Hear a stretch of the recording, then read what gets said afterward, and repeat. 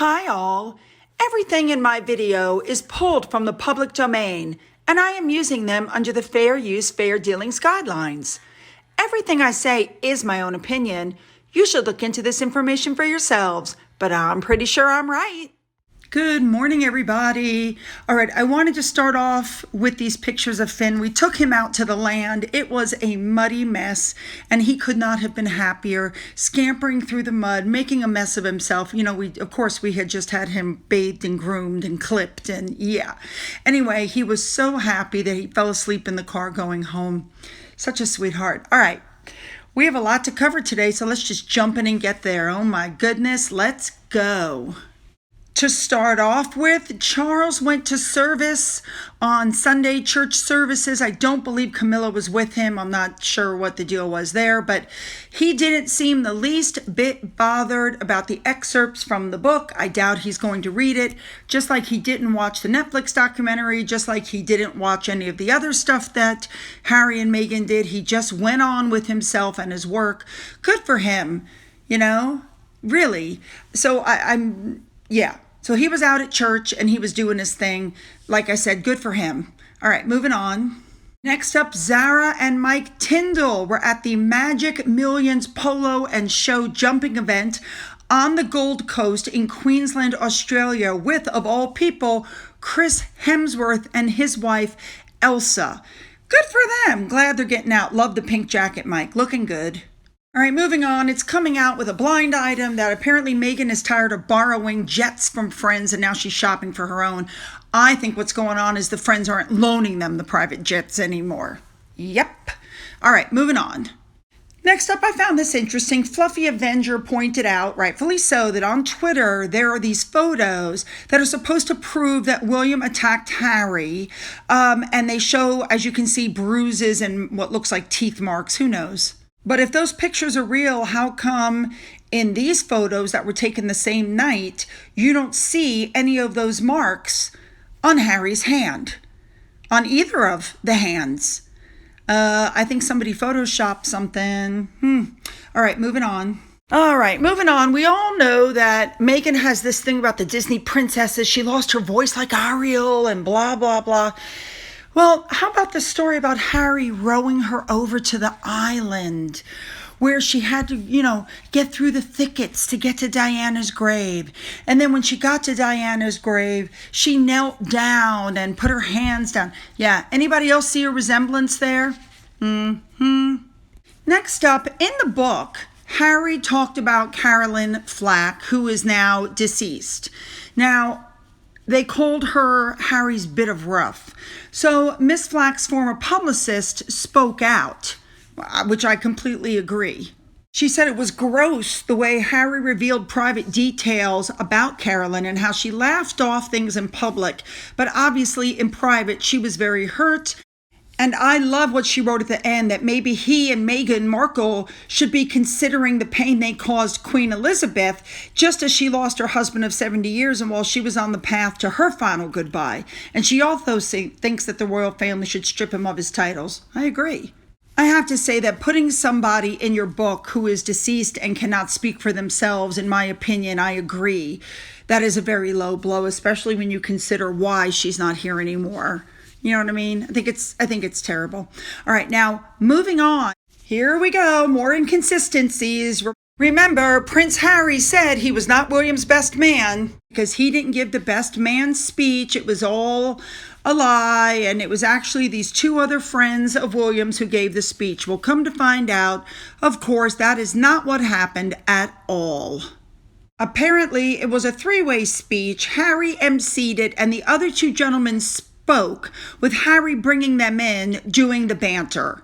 So, yeah, once again, misinformation on Harry's part. So, of course, now information is coming out about Harry and his treatment towards women when he was younger. Apparently, he was on some sort of a ski weekend trip, and he was very rude. There was one girl that was there. He demanded that she sign a non-disclosure in a bid to keep her from speaking out about his bad behavior. Believable. Then we have somebody who went to Eton with Harry, that apparently Harry bullied him for 5 years and made his life a living hell. Are you going to tell me at that age he didn't know better? It also appears that the comments were Pakistani in nature. You guys know what I'm talking about, because apparently that's what he was calling this kid. So he was well aware that it was a slur. Also, while he was at school, they put in a bit about how he treated a woman at school that he thought wasn't pretty. I mean, you'll have to freeze it and read it, but when I read this, you realize that this girl was crippled. Her legs were deformed, she had a spine, her knees, she had trouble going up and down the stairs. But, so who are you if you're humiliating people for other people's entertainment? Next up, he comes out about his shame over the Las Vegas party. When this went on, he was dating Cressida Bona. I believe it was Cressida. I would have been humiliated if it had been her. I just don't understand. And this is part of his drinking, drug-fueled, whatever. All right, next up, you remember he said he buried the products of conception in the roots of a banyan tree. He just moved the thing around with his hands and dug a little hole. Well, this is what a banyan tree looks like. It would have been impossible to do with your hand, but people are saying these don't grow in California. They actually do, but I don't agree he did it. All right, let's move on now. I have to agree with this Twitter follower. Harry and Meghan spent 6 hours in Netflix calling royal biographers and reporters liars, only to turn around in the spare and confirm everything. Even the fact that they released Meghan's pregnancy during Eugenie's wedding, which is something they denied. Now, during these interviews, the 60 Minutes and the ITV, Mr. Bradby said to Harry, "You talk about accountability. In the Oprah interview, you accused members of your family of racism." And Harry looked at him and shook his head and said, "No, that was the British press." What? He is now denying that there were any claims of racism. He's saying that, yes, there might have been discussion, but there's a difference between racism and unconscious bias. Really, no, there isn't. And they literally picked up an award from, it was the Ripple of Hope Award. You guys remember that? They picked up the Ripple of Hope Award for fighting structural racism within the royal family. My goodness, Dan Wooten hit it right on the head. Harry and Meghan know how to trash the journalistic credibility of their close pals. First Oprah, and now Tom Bradby. Neither one of them asked for evidence of any of the claims that were being made by Harry. I mean, it was Gayle King the morning after the Oprah interview who went on the news and said that Meghan had evidence to back up her racial claims. But of course, we never saw the evidence, and now we know that we didn't see it because there wasn't any. You guys should also know that on Good Morning America just now, even though he already had said his family was not racist, he said that he felt it was his responsibility to speak out against the racism from his family and the British press. So he seems to be playing two sides of a coin. My goodness. And now he's backtracking and claiming that he never said any of that. He even came out and said that Miss Hussey is fabulous and we love her and we don't think she did anything wrong. You have to wonder what his supporters are going to think of this. Shouty Shola didn't seem very happy with Harry because now her whole race baiting thing just went out the window.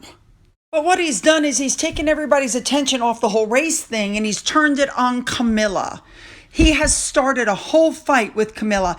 That's going to be the end of him because Charles warned him not to attack Camilla. And then at the end, he goes, well, I love my family and I haven't done anything to hurt them. You guys should also know that they asked him why he didn't give back his Duke and Duchess titles. And he goes, why? What difference would it make? What difference would it make? You're representing the monarchy with those titles and you darn well know it, which is why you won't give them back. You know, if the British press were the ones who said it and it wasn't true, you had 2 years to speak up, but you didn't. Because just like with the Sussex squad, you like the fact that the family's being attacked. Personally, I think you tried to blackmail the family and it didn't go off well.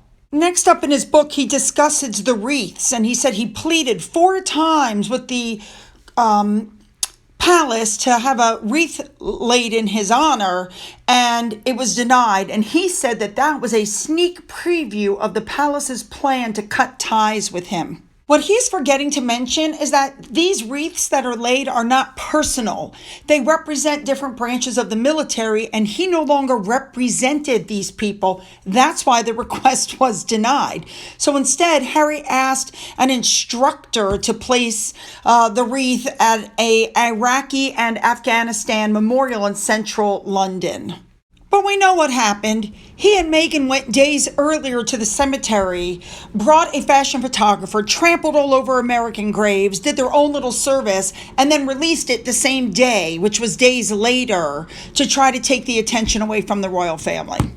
Now let's move on to the Invictus Games. Now, he's been warned, apparently and supposedly, allegedly, that the Invictus Games are now could be a Taliban target. It could be a terrorist target because of the things that he said about his kill count while he was in Afghanistan, in these Apache helicopters.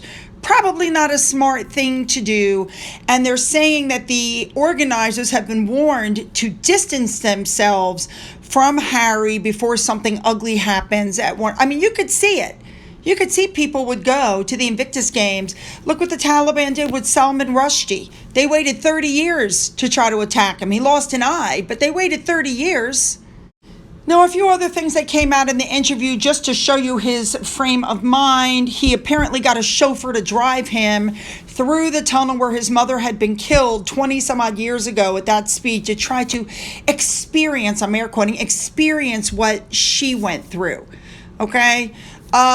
Yeah, creepy. He also keeps his mother's hair next to the bed. He thinks it helped Meghan get pregnant. Remember, he also said in this interview, until he was in his mid-20s, he also thought his mother was alive somewhere and was going to show up, even though he saw her casket being lowered into the ground.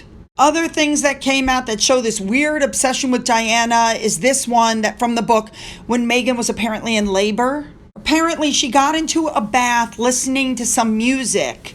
Harry lit electric candles everywhere and put a picture of Princess Diana on a table in the delivery room. I mean, really? In the meantime, they're saying he will find it cold in the California sunshine. Yeah, the neighbors in Montecito now are making fun of him. I'm sure he's been ostracized. He and Meghan have been ostracized.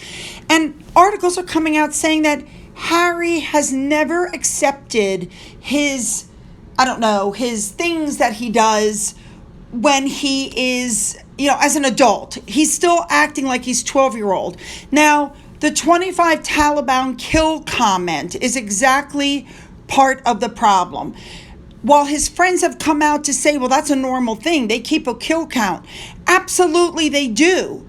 But they don't talk about it. Nobody says anything about it. It is kept, but they don't talk about it.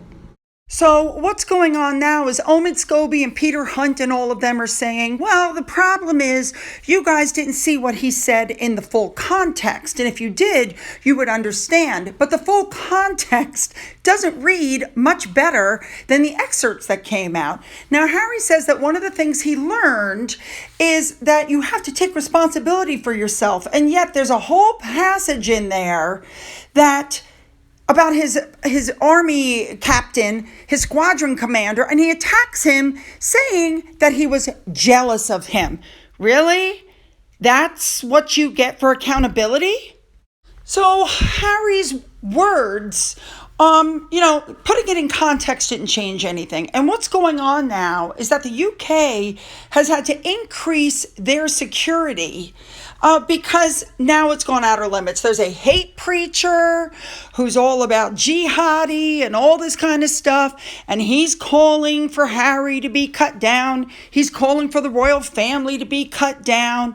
Harry's tried to backtrack on a lot of things that he said. One of the things he said in the interview also was, if Meghan and I did anything wrong, we're willing to apologize in public. But that's the problem. He doesn't think that they've done anything wrong. All right, so next up, we know that they're saying Harry was written out of the coronation. Actually, everybody was written out except for William. But could you see, like the Duke of Kent, you know how old he is, could you see him kneeling to kiss Charles's cheek? He couldn't get down there. Now, Ronald Reagan's daughter spoke out about all this because she also wrote a book. And she said, I understood Harry's reasoning. I also wanted to tell the truth. I also wanted to set the record straight. And I naively thought if I put my truth and my feelings out there, it would help my family understand me better. And it backfired. She said she did apologize to her father years later. Of course, he had Alzheimer's by then. But all right, moving on. Next up, we had all heard rumors that Meghan was keeping a diary during her time. Now, apparently, it's come out that she did keep a diary. And they're saying that that's going to be the basis of a book for her, and that Harry did not discuss racism in his book because he was leaving it open for her. But I don't know how true that can be if he's now dialing back on the racism claims. Next up, I have to say I agree that Prince Harry put his children and Meghan in immediate danger with these claims. I said it before, I'll say it again. The Taliban, vengeance is patience and can wait a lifetime. It took them 30, 40 years to hit Salman Rushdie, but they did. And I said, and I'm glad to see other people are agreeing with me, but even if I don't like Meghan Markle, I wouldn't blame her if she walked at this point with the kids. Now, this tweet really kind of shocked me. They're saying that 41 pages, according to Omid Scobie, had to go back to Penguin Random House, and they were sent back with questions. Maybe those are the pages that are going into the paperback. But then I saw these tweets by Teresa Longo, where apparently some people got access to this book and they were allowed to review it. And in the end, they were speed reading through it, and that there were several things in the first draft that were taken out. Things were changed. And apparently all of this shocking content that were taken out is going to come back. Amazing. Now, the book itself, a lot of independent bookstores in the UK say they're not going to stock it because it's just too expensive and they don't think people are going to buy it. You can get it cheaper on Amazon. Now, this store that you're seeing above is going to stocking, having faith that people are going to pay full price. All Goods is not. I think they're going to be very disappointed. That's what I think. I don't know what Tesco is. I'm assuming that's like a Walmart in the United States. And finally, I have to agree, the British media thinks that Americans are blindly Sussex loyal and blah, blah, blah. But the truth of the matter is, half of the people in the United States don't know who they are. And the other half that did initially like them is now turning on them. It's true. All right, you guys, leave those comments. Don't forget to hit that subscribe button and that bell to be notified of future uploads. Don't forget to go up into the description box where my Twitter, my Getter, my Rumble, my email, my Patreon account is located. Don't forget any money given through the coffee fund is going towards the fundraiser this month for the month of January. I will match up to $500. Hope we get more than $500. And Finn is great. Everything is great, you guys. And as always, have a fabulous day.